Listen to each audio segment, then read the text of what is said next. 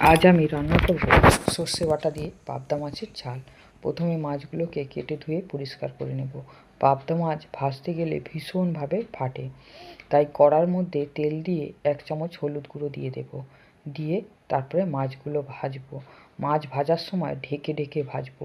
একটু ঢাকনা খুললেই ভীষণ ফাটে। এর আগে যতবারই মাছ ভেজেছি ততবারই গায়ে তেল পড়ে আমাকে অনেক দিন সেই পোড়া দাগ নিয়ে থাকতে হয়েছে। তাই জন্য আমি এই মাছ ভাজতে ভীষণ ভয় পাই। তাও এই মাছ বাড়িতে নিয়ে আসবে, কিছু করার নেই, আনলে তো ভাজতেই হবে। এই জন্য ঢেকে ঢেকে ভেজেছি আর দূর থেকে ভেজেছি, যেহেতু গায়ে পড়েছে সেই ভয়টা এখনও আছে। তো সমস্ত মাছ এইভাবেই ভেজে নিলাম। সব মাছ ভাজা আমি দেখাতে পারলাম না, কিছুটা দেখালাম। এরপরে ওই তেলের মধ্যে 1 চামচ কালো জিরের ফোড়ন দিয়ে 1 চামচ হলুদ গুঁড়ো দিয়ে দেব। 2টো টমেটো ঘিষে দিয়ে দেব। 1 চামচ সর্ষে, 3টে কাঁচা লঙ্কা বেটে নিয়েছি দিয়ে দেব।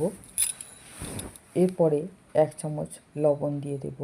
দিয়ে নেড়ে নিয়ে সর্ষে বাটার জলটা দিয়ে দেব। দিয়ে ঝোল ফুটে যাওয়ার পরে ধনেপাতা দিয়ে ভেজে রাখা মাছ দিয়ে দেব। দিয়ে নেড়ে চেড়ে নিয়ে উপর থেকে একটু সর্ষের তেল দিয়ে নামিয়ে নেব।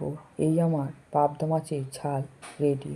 আপনাদের ভালো লাগলে কমেন্ট করে জানাবেন, লাইক করবেন।